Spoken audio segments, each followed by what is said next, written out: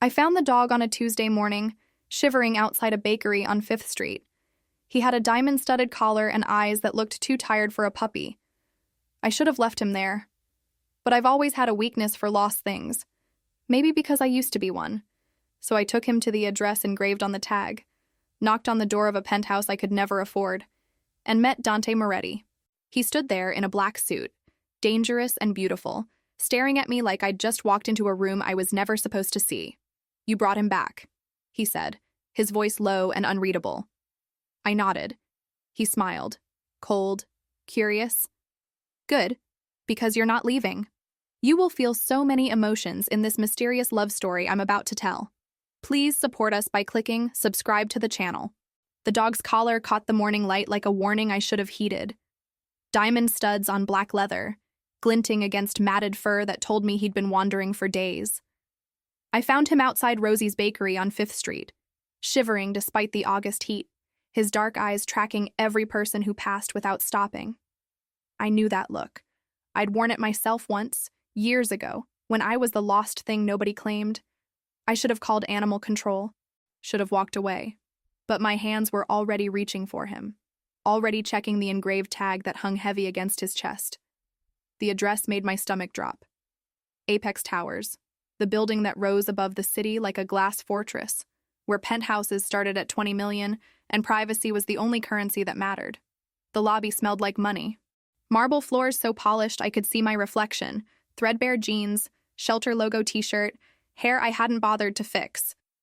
The concierge looked at me like I was something tracked in on someone's shoe, but his expression shifted when he saw the dog. Recognition. Fear. Maybe. He made a call I couldn't hear, then pointed to the private elevator with a hand that trembled slightly. The ride up felt longer than it was. 47 floors of silence. Just me and this dog who'd stopped shaking the moment we entered the building, like he knew he was going home, like he knew what waited at the top. The elevator opened directly into the penthouse. Not a hallway, not a foyer. Just straight into a space so vast and white, it felt like stepping into someone's carefully constructed void. Floor-to-ceiling windows framed the city below, making everything else seem small and temporary. The air smelled like bergamot and something darker I couldn't name. "You brought him back." The voice came from my left, low and unhurried, the kind of voice that didn't need to rise to be heard. I turned and forgot how to breathe. He stood near the windows, backlit by morning sun that turned him into shadow and sharp edges. Tall, broad-shouldered, wearing a black suit that probably cost more than my shelter's entire monthly budget. Dark hair swept back from a face that could have been carved from something unforgiving. All angles and calculation, except for his mouth, which held the ghost of something that wasn't quite a smile. But it was his eyes that stopped me. Gray, like storm clouds before the rain, and fixed on me with an intensity that felt like being seen through. I found him on 5th Street, I managed, my voice smaller than I wanted it to be. The tag had this address. He moved toward me, each step deliberate, and the dog pulled free from my grip to run to him. The transformation was instant. The trembling stray became something else entirely, tail wagging, jumping up with pure joy. He crouched down, and for a moment his face softened into something almost human as he ran his hands over the dog's fur, checking for injuries with the careful precision of someone who knew exactly what to look for. "His name is Nero," he said, still focused on the dog. "He's been missing for 3 days. I'm sorry, I should go." Wait.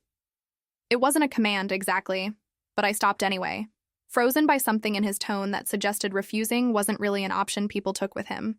He stood, and suddenly the space between us felt both too large and not nearly large enough. He studied me with the same careful attention he'd given Nero, his gaze cataloging details I wasn't sure I wanted him to see. The dirt under my nails from morning feedings, the exhaustion I wore like a second skin, the way I held myself like someone ready to run. "What's your name?" "Nina," I said. "Nina Chen." "And what do you do, Nina Chen?" I hesitated. Something about this moment felt significant, like my answer mattered in ways I couldn't understand yet. "I run an animal shelter. East Side, Harbor Street." His expression didn't change, but something flickered in his eyes. Recognition, maybe, or calculation. "I know it," he said quietly. Then, after a pause that stretched too long, You're in danger and you don't even know it.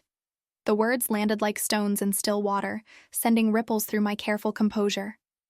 I laughed, a nervous, brittle sound that didn't quite mask my unease.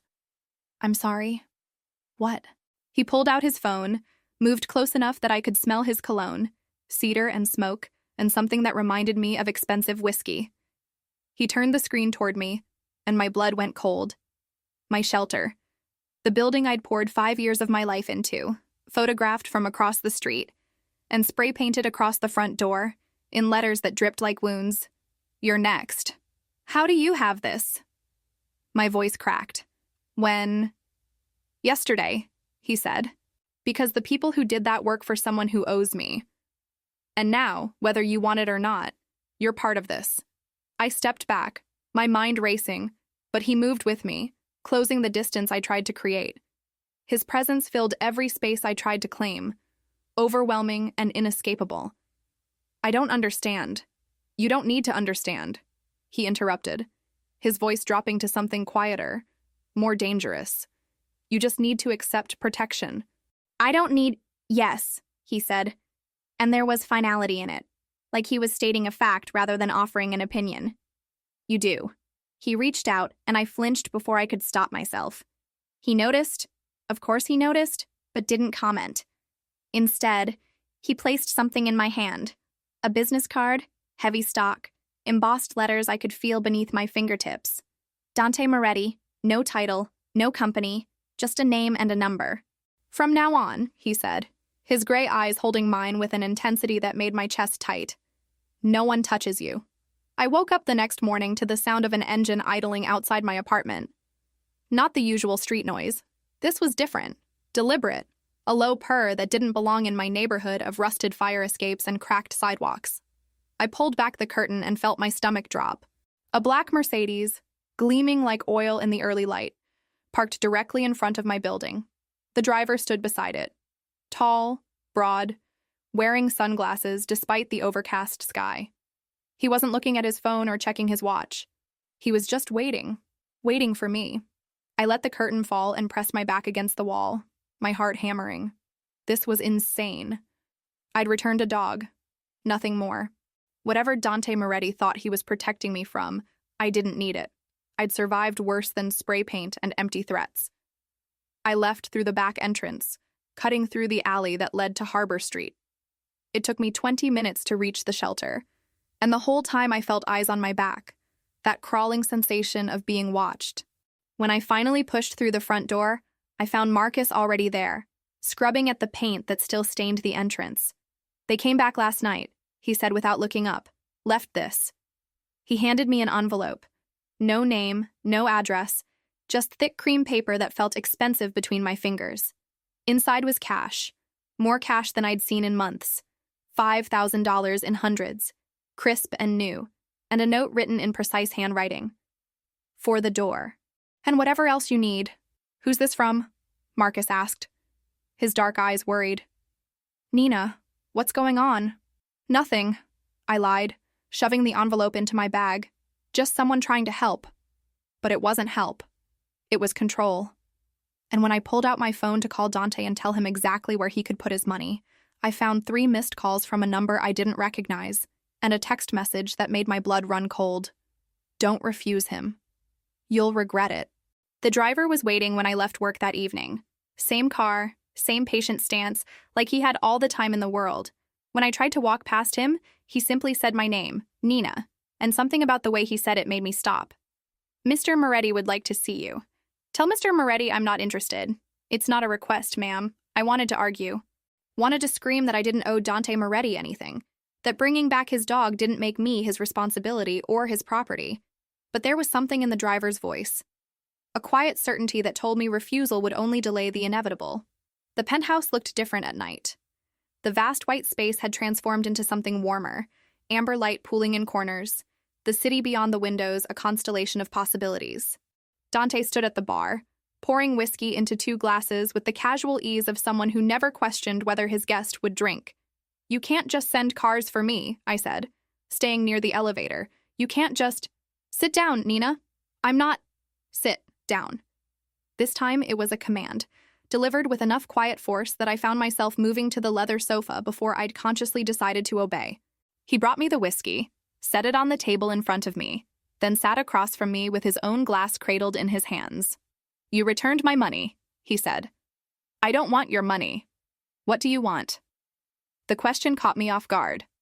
I stared at him, this man with his perfect suit and his storm cloud eyes, and realized I didn't know how to answer.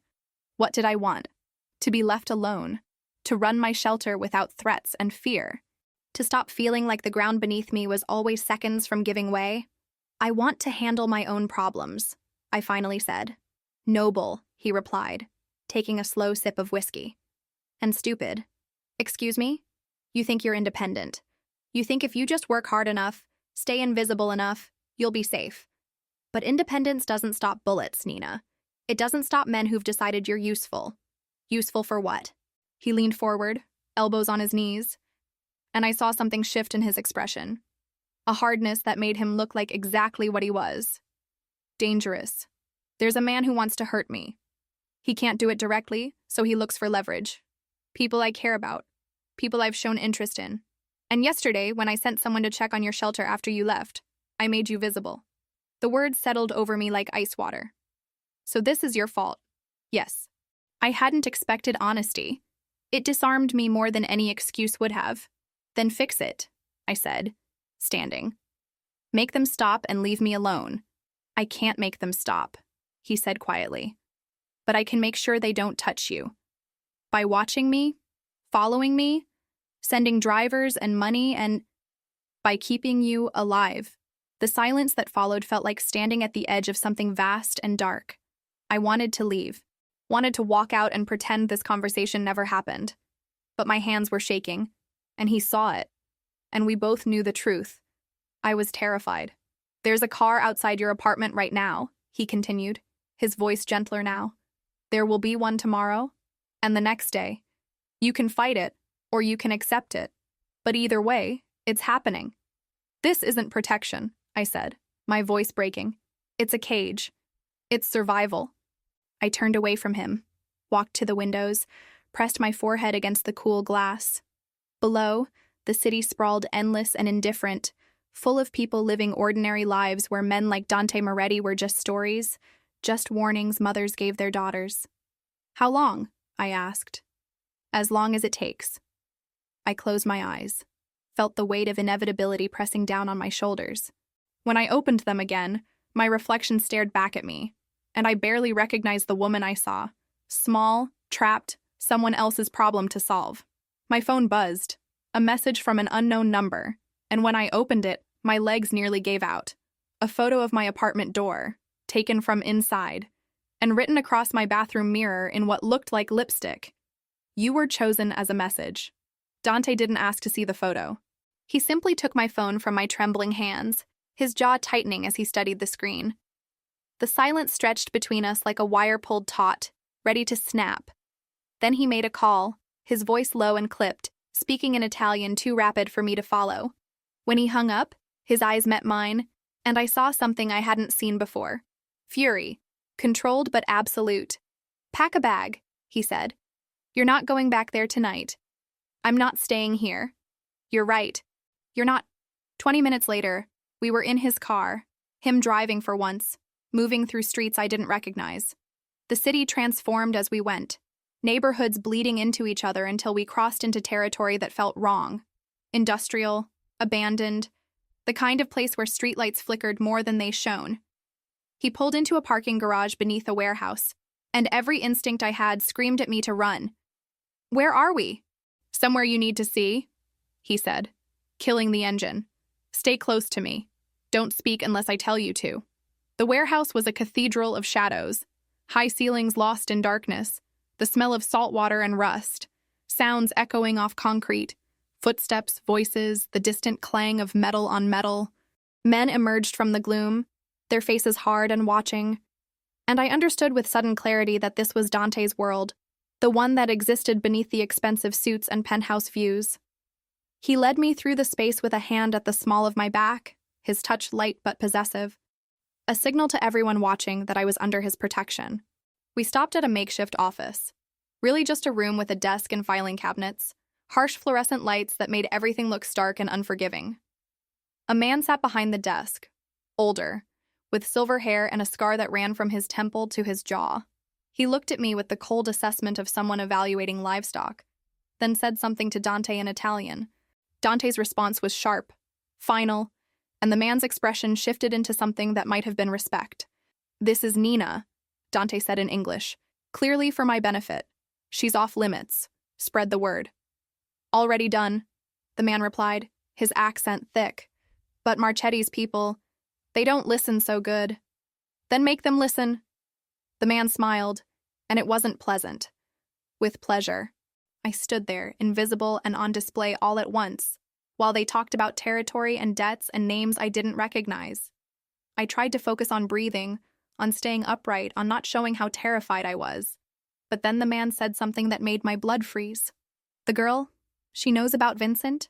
Dante's pause was barely perceptible. "Not yet. She should." "Vincent." He asks about her specifically. Says she's the one he wants. The room tilted. I gripped the edge of the desk, my vision narrowing to a pinpoint. Vincent. A name I'd buried, tried to forget. A chapter of my life I'd closed and locked away. How did these men know that name? How did they know about him? "Nina." Dante's voice cut through the roaring in my ears. "Look at me." I couldn't. I was back in that apartment 3 years ago, feeling hands that held too tight and words that cut deeper than bruises. I was remembering why I'd left Seattle in the middle of the night with nothing but a duffel bag and fear. Nina. His hands on my shoulders, firm and grounding. I looked up and found him closer than I'd realized, his gray eyes searching mine with an intensity that pulled me back to the present. "Breathe," he said quietly. "Just breathe." I sucked in air, once, twice, until the panic receded enough for me to speak. "How do you know about Vincent?" "We'll talk about it, but not here." He drove me to another building, this one residential, but clearly expensive. A safe house, he called it, though it looked more like a luxury apartment someone had forgotten to live in. Everything was neutral and untouched, like a hotel room waiting for guests who never arrived. He poured me water, waited while I drank it, then sat across from me with the careful distance of someone approaching a wounded animal. "Tell me about Vincent," he said. "You first. Tell me how you know his name." "He works for the Marchetti family. Has for the last 18 months. He's their accountant, their money man, and he's very good at making problems disappear." The water turned to acid in my stomach. "Vincent, working for the Mafia. Vincent, who used to teach high school math and talk about hiking trails and promise me we'd get married someday. Vincent, who'd slowly, methodically isolated me from everyone I knew until his love felt like suffocation. He found me," I whispered. "After all this time, he found me." "He's been looking," Dante confirmed. "But he didn't know where you were until you walked into my penthouse. One of Marchetti's men was in the lobby that day. He recognized you from a photo Vincent had been passing around." I laughed, a broken sound that hurt coming out. So I delivered myself to him. "Perfect." "No," Dante said, his voice hard. "You delivered yourself to me. And that changes everything." "Why?" I demanded, anger finally cutting through the fear. "Why do you care? You don't know me. I'm just some girl who returned your dog." "You're not just anything." The words hung between us, weighted with meaning I wasn't ready to unpack. He stood, paced to the window, his silhouette dark against the city lights. "Vincent wants you because you're the one thing he never controlled," he said. "You got away, and men like him, they can't stand that. So he's going to use you to get to me, to prove he can take something I've claimed as mine. I'm not yours." "I know," he said, turning to face me. "But he doesn't. And until we deal with him, that's the story we're telling." I wanted to argue, wanted to tell him I'd rather take my chances alone than be part of whatever game he was playing. But the photo flashed in my mind, my bathroom mirror, violated, marked. Someone had been inside my home, touching my things, leaving their message in the most intimate space I had. What does dealing with him mean? "It means I do what I do best," Dante said. "I make him disappear." The casualness of it chilled me. This was his world. Violence delivered with the efficiency of a business transaction. Problems solved with methods I didn't want to imagine. And if I say no? If I just leave, go somewhere else, start over again, then you'll spend the rest of your life running, and eventually, he'll catch you. I closed my eyes, felt tears burning behind my lids that I refused to let fall. I'd run before, changed my name, my number, my entire life, and it hadn't been enough. It was never enough. I need to call my sister, I said suddenly. She's in Portland. She needs to know. No calls, Dante interrupted. Not until we know who's listening. She's in danger. She's safe. I already have someone watching her. The presumption of it should have enraged me. Instead, I felt something crack inside my chest. Relief, bitter and unwanted. He'd thought of my sister before I'd even told him about her. He'd anticipated my fear and acted on it. How did you know I had a sister? He didn't answer, just held my gaze with that unreadable expression that told me he knew far more about me than I'd ever shared. My phone buzzed. Both of us looked at it like it was a live grenade. Dante picked it up, his face going carefully blank as he read whatever message had appeared. Then he turned the screen toward me, and my world shattered. A video. My sister, Emma, walking out of her apartment building in Portland. The timestamp said it was from 30 minutes ago, and written across the bottom of the screen, "Come to me, or she dies." Dante's response was immediate. He made 3 calls in rapid succession, his voice a blade cutting through my panic. Sharp, precise, leaving no room for argument. I caught fragments, locations, names, orders delivered with the absolute certainty of someone who'd never been disobeyed. Within minutes, he had people on the ground in Portland, eyes on Emma's building, a car stationed outside her door. "She's safe," he said, pocketing his phone. "Vincent's just showing off. He won't touch her yet, not when she's more useful as bait." "Yet," I repeated, the word tasting like poison. "You said yet. I won't let it get that far." "You can't promise that. Watch me." The conviction in his voice should have reassured me. Instead, it terrified me, because I was starting to believe him, starting to trust that this man, this stranger who lived in shadows and spoke casually about making people disappear, could actually keep us safe. And trust was the most dangerous thing I could offer. We stayed in the safe house that night. He gave me the bedroom, took the couch himself despite my protests. I lay in the dark, staring at the ceiling, listening to the muted sounds of the city below and the quieter sound of Dante moving through the apartment. At some point, exhaustion won, and I slept. But my dreams were full of Vincent's smile and Emma's scream and doors that wouldn't lock no matter how hard I tried. I woke to the smell of coffee and found Dante in the kitchen, still wearing yesterday's clothes, shadows under his eyes that said he hadn't slept at all. He'd been working, papers spread across the counter, his laptop open to what looked like surveillance footage. He glanced up when I entered, and something in his expression softened. "Your sister's fine," he said before I could ask. "She went to work, came home. My people stayed with her the whole time. Does she know?" "No, and she won't. Not until necessary." I poured myself coffee, wrapped my hands around the mug for something to hold on to. "I need to understand something. You said Vincent's been looking for me, but why now? It's been 3 years. Why suddenly?" "Because I made a move against the Marchettis last month," Dante interrupted. "Froze some of their assets, disrupted their supply lines. They've been looking for leverage ever since. And Vincent, he saw an opportunity. Told them he knew someone who could hurt me. But you didn't even know me a month ago." "No," he agreed. But Vincent didn't know that. He just knew I'd shown interest in the East Side, in businesses operating in Marchetti territory. Your shelter included. So he lied to them. He bet on you, mattering to me. And then you showed up at my door with my dog, and he got lucky. The irony was suffocating. I'd walked into this trying to do something good, something simple. Return a lost animal, maybe feel like a decent person for 5 minutes. Instead, I'd painted a target on my back and handed Vincent exactly what he needed. "I should have left him on the street," I said quietly. "Then I wouldn't have met you." The words landed softly between us, and when I looked up, Dante was watching me with an expression I couldn't read. Something vulnerable flickering beneath his usual control. For a moment, I forgot how to breathe. "You don't know me," I said. "Not really. I know you run a shelter on borrowed time and donated scraps. I know you work 70-hour weeks and pay yourself last.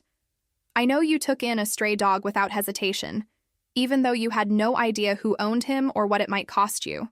You had me investigated. Of course I did. The casual admission should have angered me.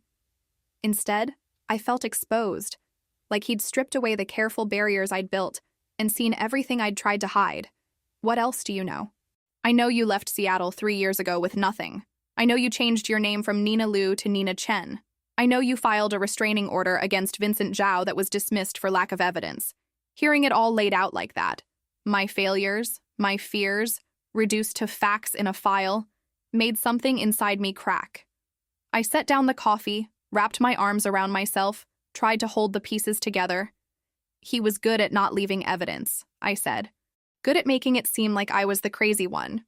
Jealous, paranoid, too sensitive. By the end, I almost believed it myself. Dante moved closer, and I didn't step back. He reached out slowly, giving me time to refuse, and tilted my chin up until I had to meet his eyes. You're not crazy, he said, and you're not alone anymore. I don't want to need you. I know. I don't want to be someone's problem to solve. You're not a problem, Nina. You're... He stopped, something shifting in his expression, and I realized he didn't know how to finish that sentence. What was I to him? A complication? An obligation? Something else he couldn't name? The moment stretched, fragile and electric, until his phone shattered it. He answered, his expression going carefully blank as he listened. Then, when? How many? Understood. He hung up, and the man who'd just been looking at me like I mattered disappeared behind the mask of whoever Dante Moretti became when things went wrong. Vincent made a move, he said. He hit one of my warehouses an hour ago. Stole shipment manifests, client lists, information he can use or sell. Why are you telling me this? Because you need to understand what you're in the middle of. This isn't just about you and him anymore. It's about territory and power and money, and Vincent just declared war. So what happens now? Now, he said, his voice dropping into something cold and final, I show him what war actually looks like. He moved through the apartment with military efficiency, making calls, sending messages, coordinating pieces of a plan I wasn't privy to. I watched him transform into something harder, more dangerous, and understood with sudden clarity that the man who'd shown me gentleness was the exception. This calculated violence, was who he really was. I need you to stay here, he said, checking a gun I hadn't realized he was carrying. Don't leave. Don't call anyone. Don't answer the door unless it's me. Where are you going? To remind the Marchettis why they used to be afraid of my name. He was almost to the door when I called out to him. He stopped, turned, and I saw something flicker across his face. Concern, maybe, or regret. Be careful, I said, and hated how much I meant it. He smiled, but it didn't reach his eyes. Always. The door closed behind him, and I was alone in a stranger's apartment, waiting for a man I barely knew to fight a war I'd accidentally started. I moved to the window, watched the city wake up to another ordinary day, and wondered how long I could keep pretending I was still a part of that world, the one where people were good and violence was something that happened to someone else. My phone buzzed. A text from an unknown number, and my heart stopped when I opened it. A photo of Dante's warehouse, burning, and beneath it, he can't protect you and fight me at the same time. Choose. Come to me. Or watch everyone around you burn. The flames in the photo were hypnotic, orange and gold against the black night, beautiful in the way destruction always is when you're not the one burning. I stared at it until my eyes watered, until the image blurred into something abstract. Just light and dark. Nothing real. But it was real. Vincent had burned Dante's warehouse, and he was waiting for me to break. I paced the apartment, my mind racing through impossible scenarios. I could run, pack nothing, walk out, disappear into the mass of humanity that made up this city. But Vincent had found me before. He'd find me again. And next time, it wouldn't be Emma or some warehouse. It would be bodies. People who'd made the mistake of standing between him and what he wanted. Or I could stay. Trust Dante to handle it. To win this war he seemed so certain he could fight. But trust required faith, and faith required blindness, and I'd been blind before. I'd trusted Vincent once, believed his promises, ignored the warning signs until ignoring them became impossible. My phone rang. Dante's name on the screen, and I answered before the second ring. "Are you hurt?" "I'm fine," he said, and I could hear sirens in the background, voices shouting orders. "The warehouse is contained. No casualties." He sent me a photo. "He's watching you." "I know. That's why I need you to listen very carefully. There's a car coming for you in 10 minutes. Marcus is driving. You remember Marcus from the shelter? He's going to take you somewhere safer while I deal with this." "Where?" "Somewhere Vincent can't touch you. Dante. Nina." His voice cut through my protest, sharp with urgency. "I can't fight him if I'm worried about you. Please, just trust me for one day." Trust. That word again, heavy with implications I wasn't ready for. But what choice did I have? Vincent was escalating, and I was the gasoline he kept throwing on the fire. "One day," I said. "One day," he promised. "Then this ends." Marcus arrived exactly 10 minutes later, his familiar face a small comfort in the chaos. He didn't ask questions, just handed me a jacket and led me to a nondescript sedan that looked nothing like Dante's usual fleet. We drove north, away from the city, into suburbs that gradually gave way to sparse houses, and finally to countryside I didn't recognize. The safe house was actually a house this time. Small, isolated, surrounded by woods that pressed close like secrets. Marcus checked every room before letting me inside. His movements efficient and professional in a way that reminded me he was more than just the kind man who helped at my shelter. "How long have you worked for Dante?" I asked. 5 years, he said, setting down groceries he'd brought. "Before that, I worked for his father." "His father?" Marcus's expression closed off. "Not my story to tell. Just know that Dante, he's not like the others. He has rules, lines he won't cross, and burning warehouses, that's within the lines. That warehouse was empty except for paperwork. No one was hurt. Dante made sure of that. He left after showing me how to work the security system. Cameras, motion sensors, panic buttons that connected directly to Dante's phone. I was in a cage again, just a prettier one this time, with trees instead of marble and silence instead of city noise. I tried to distract myself. Unpacked the groceries, made tea I didn't drink, flipped through channels on a TV that only got static. But my mind kept circling back to Vincent, to the years I'd spent with him, trying to pinpoint the exact moment when love had curdled into control. It had been gradual. That was the thing people never understood. Abuse didn't announce itself with sirens and warning signs. It crept in quietly, disguised as concern. "Why do you need to see your friends so much? I just miss you when you're gone. Why did that guy at the coffee shop smile at you? I'm just looking out for you. Why do you need your own bank account? Don't you trust me?" By the time I'd realized what was happening, I was already trapped. Isolated from everyone who might have helped, financially dependent, emotionally exhausted from the constant vigilance of trying not to set him off. And when I'd finally found the courage to leave, when I'd packed that duffel bag and driven through the night with hands that wouldn't stop shaking, I'd promised myself I'd never be that powerless again. But here I was, different man, different cage, same feeling of my life being decided by someone else. My phone buzzed. A message from Dante. "How are you holding up?" I stared at the screen, fingers hovering over the keys. I could lie, tell him I was fine, or I could tell him the truth, that I was terrified and angry and tired of being protected, like I was something fragile that needed handling. "I hate this." I typed. "I hate waiting. I hate hiding. I hate that Vincent is winning." His response came quickly. "He's not winning. He's desperate. There's a difference. Is there? Because from here, it looks the same." 3 dots appeared, disappeared, appeared again. Then, "I'm coming to you. Tonight. We need to talk."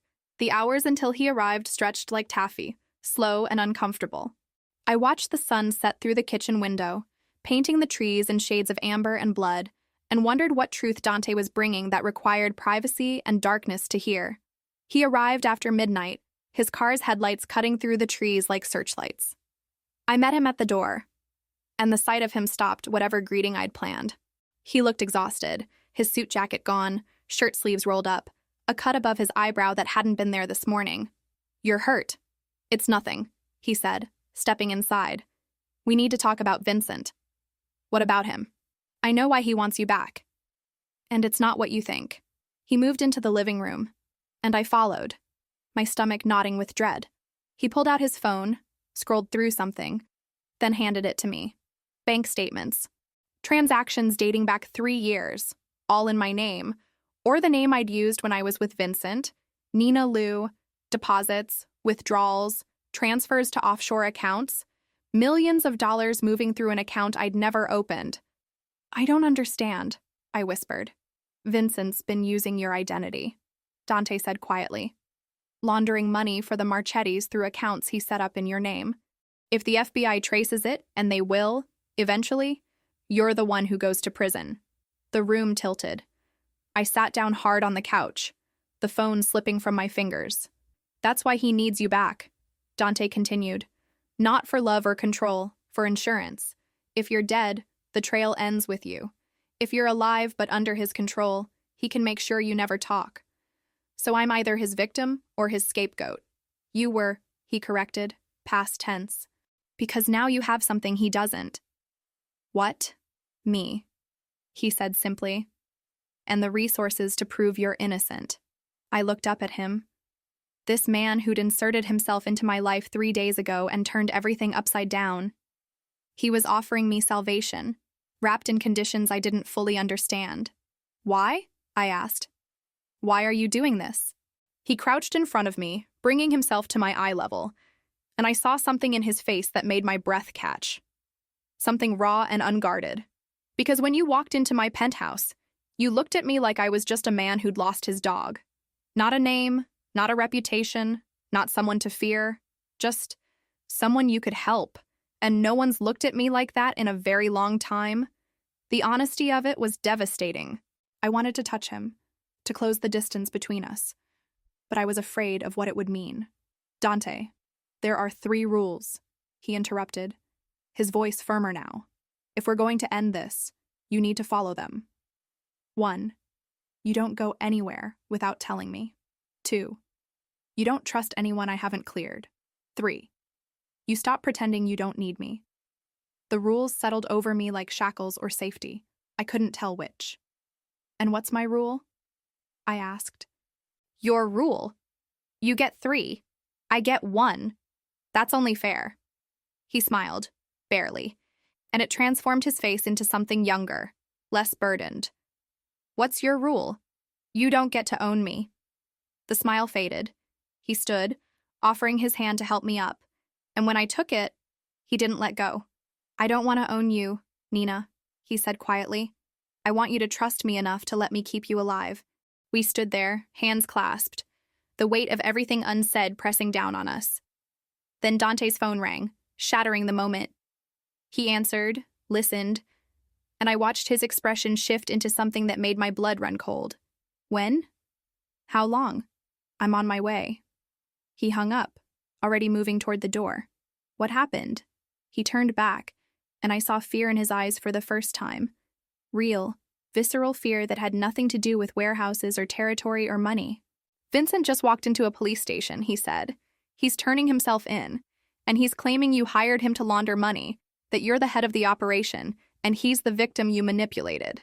The police station smelled like burnt coffee and institutional despair. Dante had his lawyer meet us there, a woman named Sarah Chen with steel gray hair and eyes that missed nothing. She briefed us in the parking lot, her voice clipped and efficient, laying out exactly how badly Vincent had outmaneuvered us. "He's been planning this for months," she said. "Built a paper trail that makes you look like a criminal mastermind.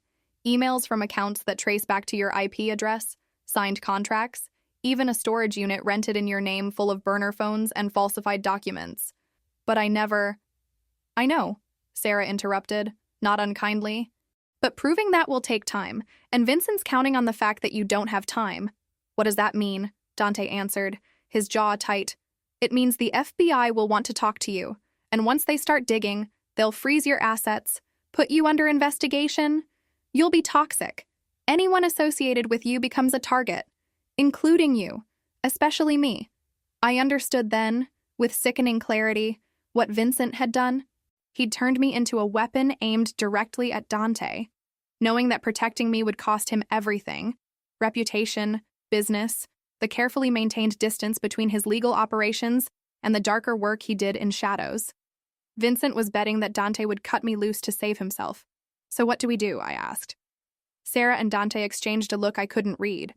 Then Sarah said, "We go in there, you answer their questions carefully, and you don't say anything that isn't absolutely true. No speculation, no assumptions, just facts. And if they arrest me, they won't," Dante said with more certainty than I felt. "Not yet. They don't have enough." But his hand found mine in the space between us, and I realized he wasn't as certain as he pretended to be. The interrogation room was exactly like every cop show I'd ever seen. Gray walls, metal table, mirror that was obviously a window. 2 detectives sat across from us, a man and a woman, both wearing expressions of professional skepticism. Sarah sat beside me, a yellow legal pad in front of her, ready to object to anything that crossed the line. "Miss Chen," the woman started, her voice neutral. "Or should I call you Miss Liu? Chen is my legal name now. Why did you change it?"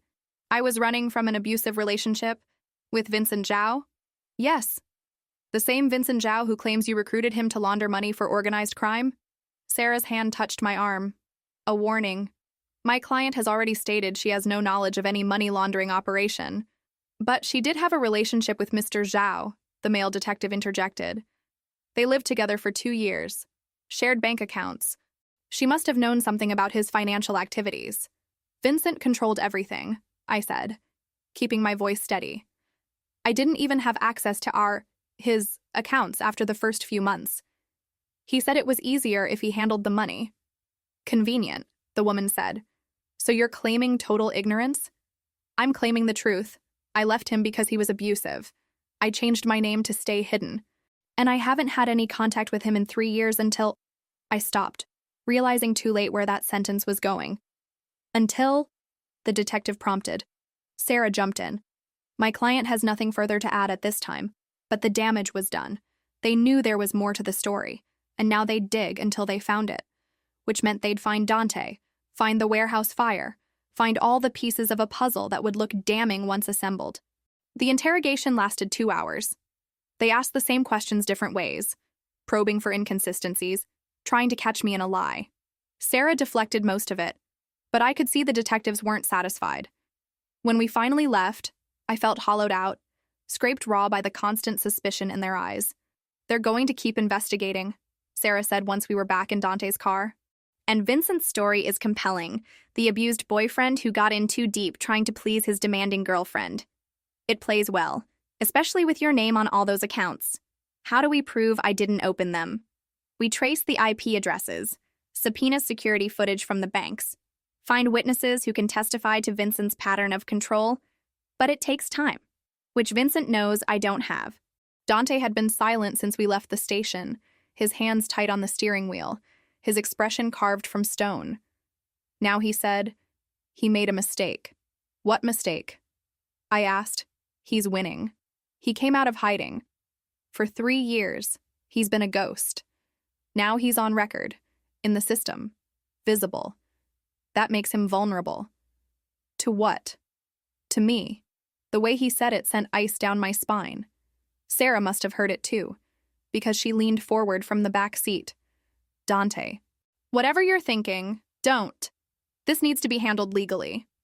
The law is too slow. The law is the only thing that will actually protect her. If you do something stupid, you'll make everything worse."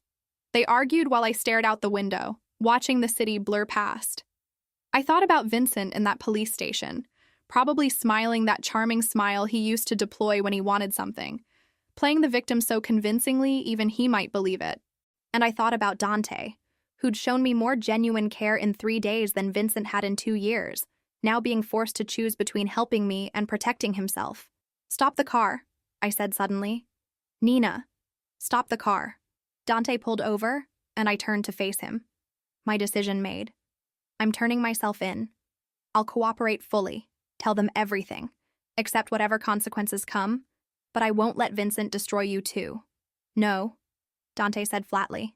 It's not your choice. You're right, he interrupted, his gray eyes fierce. It's not my choice.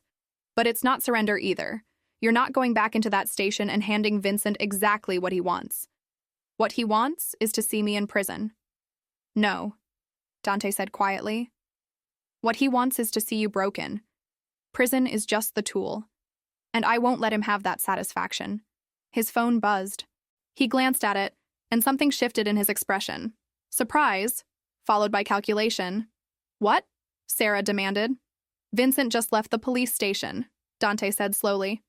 He's not going into protective custody. He's going back to his apartment. That's insane, Sarah said. If the Marchettis think he's betrayed them, they already know, Dante finished, which means Vincent has insurance. Something that keeps them from touching him. Or someone, I said, understanding blooming cold in my chest. He has Emma. Dante was already dialing, his face grim. The call connected, and I heard a male voice on the other end, tense and urgent. Dante listened, asked 2 sharp questions, then hung up. My people lost visual on your sister 20 minutes ago, he said. She left work through the loading dock instead of the front entrance. There was a van waiting. The world narrowed to a pinpoint. Emma. Sweet, brilliant Emma who taught 3rd grade and believed the best of everyone. Emma who I'd protected my whole life, taking the brunt of our father's anger, making sure she got out, got scholarships, got away. Emma who I'd kept at arm's length for 3 years because I was terrified Vincent would use her against me. And now he had. We call the police, Sarah said. Report a kidnapping. No police? I said, my voice strange and distant. Vincent will kill her the moment he sees a cop car. You know that. Nina's right, Dante said. This has to be handled quietly. Quietly, Sarah repeated. You mean illegally. I mean effectively. They stared at each other, lawyer and client, pragmatist and idealist, until Sarah finally broke eye contact with a sound of frustration. If you get caught, I can't help you. Then we won't get caught. Dante drove us back to the safe house, his mind clearly already working through scenarios, calculating odds, planning the kind of operation I'd only seen in movies. Sarah left us there with a final warning about the consequences of vigilante justice, but her heart wasn't in it.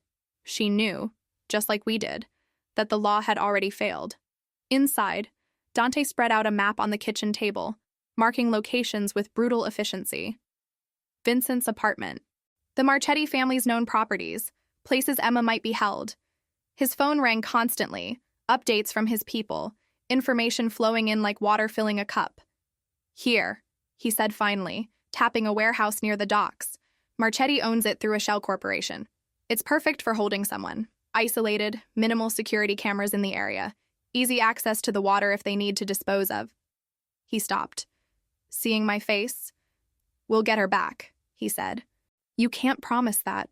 I can try. I moved to the window, wrapped my arms around myself.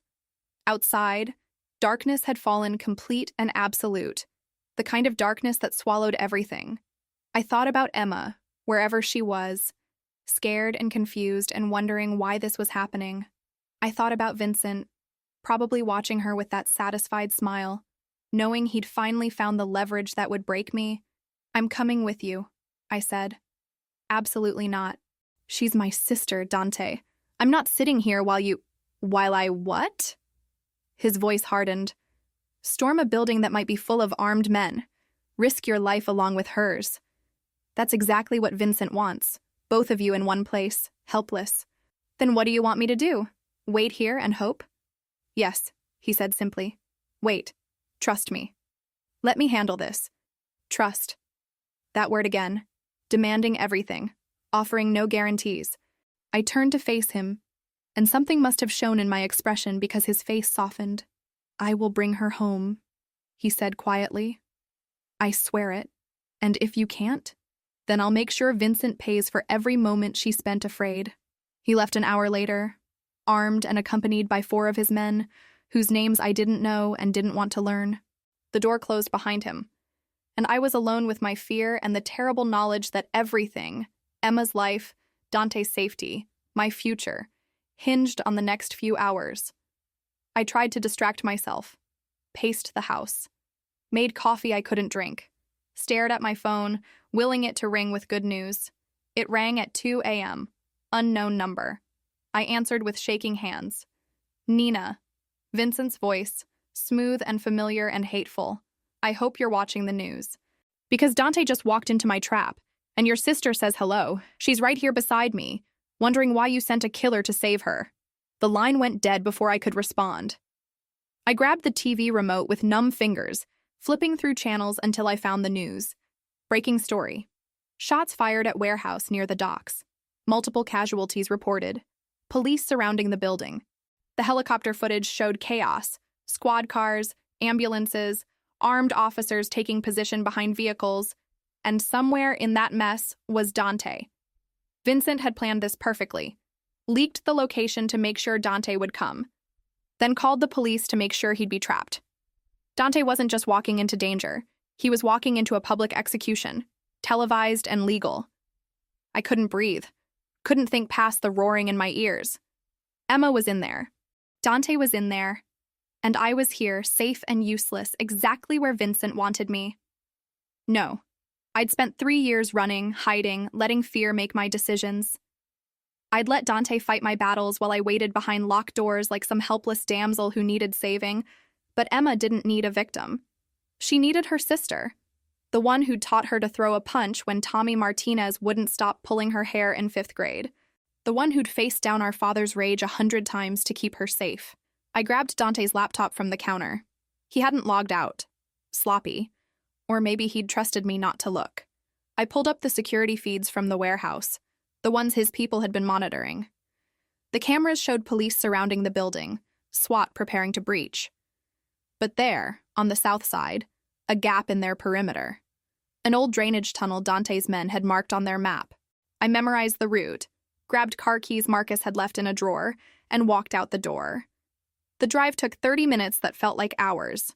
I parked 3 blocks away and approached on foot, staying in shadows, moving like Dante had taught me that night in his warehouse. Quiet, purposeful, invisible. The drainage tunnel was exactly where the map said it would be, a rusted grate half hidden by overgrown weeds. Inside, the tunnel was dark and reeked of stagnant water. I used my phone's flashlight, counting steps, following the path toward the warehouse basement. Voices echoed ahead, shouts, commands, the metallic sound of weapons being loaded. I was walking toward a war zone armed with nothing but desperation and a promise I'd made to myself years ago. Never again would I be the girl who waited for someone else to save her.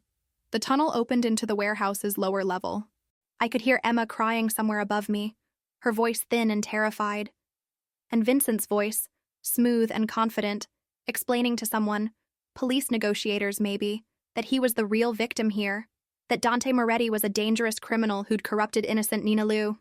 I climbed the metal stairs slowly, each step deliberate, and emerged into the main warehouse space. The scene was exactly as chaotic as the news had shown. Dante's men pinned down behind crates, police shouting orders, and in the center of it all, Vincent, holding Emma with one arm while his other hand held a gun to her temple. He saw me before anyone else did. And his smile. God. That smile I'd once thought was charming, stretched across his face like a wound. There she is, he called out, his voice carrying across the warehouse. The woman who started all of this. Come to finally face what she's done. Every gun in the building turned toward me. Police, Dante's men, Vincent's weapons still pressed against Emma's head. And somewhere in the darkness, I felt Dante's eyes find mine, felt his fury and fear, and something else I couldn't name. I raised my hands and stepped into the light. You wanted me, Vincent, I said, my voice steady despite the terror flooding my veins. Here I am. Let her go. Vincent's gun didn't waver. He studied me like I was a puzzle he'd finally solved. That familiar look of satisfaction spreading across his face, the same expression he'd worn when he used to prove me wrong about something small, something that didn't matter, just to watch me doubt myself. Always the hero, he said. Always thinking you can save everyone. That's what made you so easy to control, Nina. Your need to fix broken things. Let her go, I repeated. This is between us. No, he said, almost gently. This is about showing Dante Moretti that his power means nothing, that I can take everything from him, his reputation, his business, the woman he's stupid enough to care about. Emma's eyes found mine, wide and terrified, and I saw her mouth my name. I smiled at her, trying to convey a confidence I didn't feel. It's okay, that smile said. I've got you. Even though I had nothing, no weapon, no plan, no guarantee this wouldn't end with both of us dead. Vincent, a voice called from the shadows. Dante emerged, hands raised, his face calm despite the blood staining his shirt. Let them both go. You want leverage? Take me instead. How noble. Vincent laughed. The big bad Mafia boss, sacrificing himself for love. Except we both know you're not capable of love. You only know possession. You're right, Dante said evenly. I do possess things. Money, properties, information, including the recordings of every transaction you made using Nina's identity, every email, every forged signature, every lie you told the Marchettis about your operation. Vincent's smile faltered. You're bluffing. Am I? Those recordings are currently in the hands of 3 separate attorneys, set to be released to the FBI and the Marchetti family if anything happens to me or Nina or Emma. So here's what's going to happen. You're going to put down that gun, let Emma walk out of here, and pray that I'm feeling merciful. Or what? You'll kill me in front of all these cops? No, Dante said quietly. I'll let the Marchettis do it for me. Because the moment those recordings go public, they'll know you've been stealing from them for years, and they don't forgive theft. The silence stretched, taut, and dangerous. I could see Vincent calculating, weighing his options, realizing that the trap he'd set had become his own cage. The police were watching, waiting for any excuse to storm in. Dante's men had their weapons trained on Vincent, and Vincent had only 1 hostage and 1 bullet. You always underestimated me, I said, drawing his attention back to me. Treated me like I was weak, stupid, something you could shape into whatever you needed. But I was never weak, Vincent. I was just kind. And you mistook kindness for weakness. Shut up, he snapped, pressing the gun harder against Emma's temple. She whimpered, and something inside me cracked open. Not fear, but fury, cold and clarifying. You spent 2 years breaking me down, I continued, taking a step forward, making me doubt myself, isolating me, controlling every aspect of my life. And when I finally found the courage to leave, you couldn't stand it. Because the only power you ever had was the power I gave you by believing your lies. I said shut up. But I'm done being silent. I'm done letting you define who I am. You want to shoot someone? Shoot me. Let Emma go, and shoot me. Prove to everyone here that you're exactly the monster I always said you were. Nina, don't. Dante's voice sharp with warning.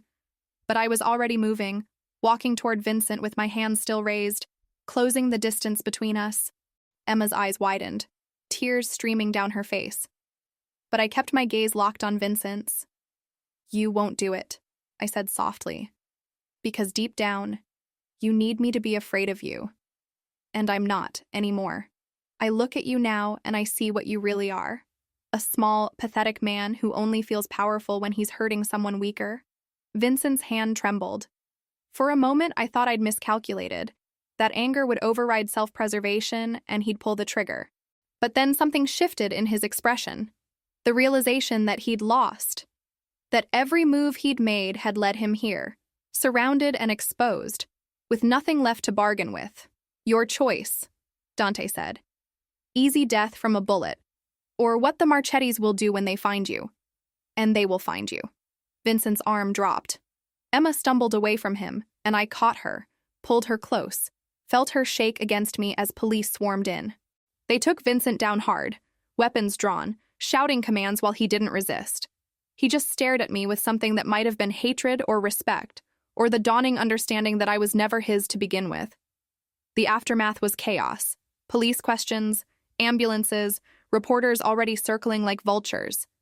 Sarah appeared from somewhere, already managing the narrative, ensuring that Vincent's confession would be the story that mattered. Dante's involvement would be quietly scrubbed, his connections ensuring that the right story reached the right ears. Emma clung to me while we gave our statements, and I held her like I used to when she was small and afraid of thunderstorms. You came for me, she whispered. You always come for me. Always. I promised. Dante found me as dawn was breaking. The warehouse finally cleared except for crime scene investigators and the last few officers. He looked exhausted. The blood on his shirt dried to rust, new bruises blooming across his jaw. But his eyes were clear, focused entirely on me. You were supposed to stay at the safe house. I don't follow orders well, I said. You should probably know that about me. I'm starting to figure that out.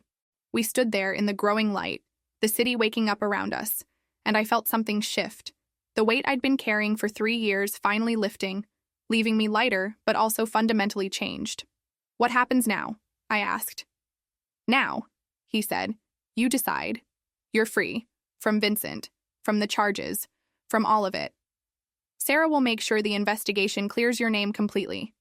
You can go back to your shelter, your life, pretend this never happened. And if I don't want to pretend? Something flickered in his expression. Hope, maybe, or fear of hope? Then you stay. Not because you need protection or because you owe me anything, but because you choose to. I thought about the woman I'd been 3 days ago. Careful, controlled, building walls around herself and calling it independence. And I thought about who I'd become, someone who'd walked into a hostage situation unarmed, who'd faced her worst fear and emerged on the other side, who'd learned that accepting help wasn't weakness and choosing to stay wasn't surrender. I have conditions, I said. Of course you do. I keep running my shelter. My way, my rules. You don't get to throw money at problems or send your men to intimidate anyone who threatens me. Agreed. I see my sister whenever I want. No security clearance required. Done. And you don't get to make decisions for me. Ever. If we're doing this, whatever this is, we're partners. Equals. He smiled then, real and unguarded. And I saw the man beneath the reputation, the one who'd shown me gentleness in a world that demanded hardness. Partners, he agreed. Equals. He held out his hand, and I took it, feeling the warmth of his skin, the calluses that spoke of work I didn't understand but accepted. The sun rose fully then, washing over us in gold and possibility, and I thought about beginnings, how they often looked like endings, how sometimes you had to break completely to rebuild stronger. I didn't know what came next. Didn't know if I could navigate his world without losing myself, or if he could exist in mine without overwhelming it. But I knew I wanted to try, not because I needed saving, but because I'd saved myself and found him waiting on the other side. Emma joined us, still shaky but smiling, and Dante squeezed my hand once before letting go to give us space. I wrapped my arm around my sister and started walking toward the car, toward home, toward whatever future I'd choose for myself. Behind us, the warehouse stood empty, its secrets exposed to daylight. And ahead, the city spread out like a promise. Messy, dangerous, beautiful, and finally mine. If you made it to the end of this story, let us know in the comments which city you're watching from, and click the yellow bell to subscribe to the channel and support us. Keep the adventure going by clicking on the suggested video on your screen.